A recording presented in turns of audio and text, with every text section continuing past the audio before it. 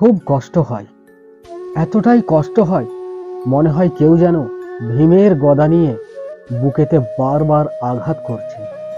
মনটা যেন ঘুমের ওষুধ খেয়ে গভীর ঘুমে আচ্ছন্ন হতে চাইছে। তখন শুধু আকাশের দিকে মুখ তুলে বলতে ইচ্ছে হয়, এই কষ্ট, এই যন্ত্রণা আর কাউকে দিও না।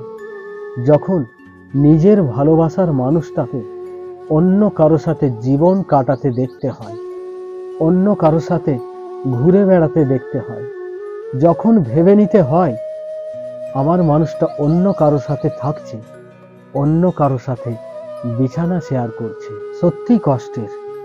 সেই প্রথম জীবনে একই শ্রেণীতে পড়া, প্রাথমিক বিদ্যালয় থেকে ভালোবাসা শুরু হওয়া, তারপর উচ্চ বিদ্যালয়, তারপর মহাবিদ্যালয়। তখনই মেয়েটির পরিবার মনস্থির করে মেয়েটির বিয়ে দেবে। সব মা বাবাই চায় উপযুক্ত এবং প্রতিষ্ঠিত ব্যক্তির হাতে তার মেয়েকে তুলে দিতে, কিন্তু মেয়েটি যাকে ভালোবাসে সেই ছেলেটি তখন বেকার, কারণ তার সাথেই একই কলেজে পড়াশোনা করছে, যার জন্যই মেয়েটির অন্য কোথাও বিয়ে হয়ে যায় এবং কষ্ট পেতে থাকে। আর ছেলেটি দিন রাত এই যন্ত্রণার আগুনে জ্বলতে থাকে। সত্যিই এটা বেদনার, এটা যন্ত্রণার। কিন্তু এক্ষেত্রে শুধু পরিবর্তনই প্রযোজ্য, বিশাল পরিবর্তন। দেখো, আমরা সবাই ভালোবাসি, কিন্তু কজন ভালোবাসার মানুষটাকে পাই বলো তো? প্রেম সবাই করে, কিন্তু কতজনের প্রেম অমর প্রেম হয়? শুধু তুমি নও, অনেকেই এই প্রবলেম ফেস করেছে।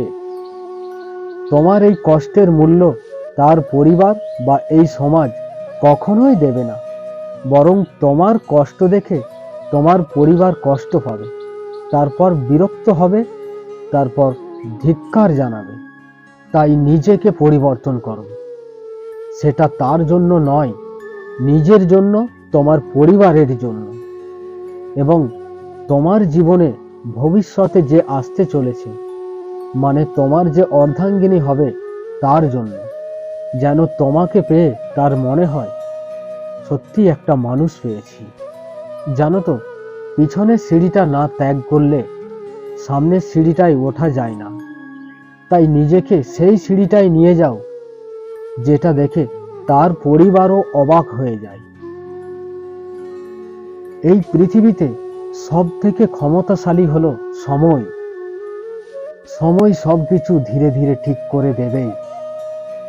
যাদের পিছুটান থাকে তারা কখনোই সামনে এগিয়ে যেতে পারে না।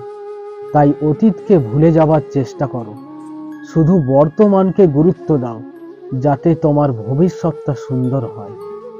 যারা অতীত মনে রেখে চলে তারা না পারে অতীতে ফিরে যেতে, না পারে বর্তমানে আসা তার মানুষটিকে সুখী করতে।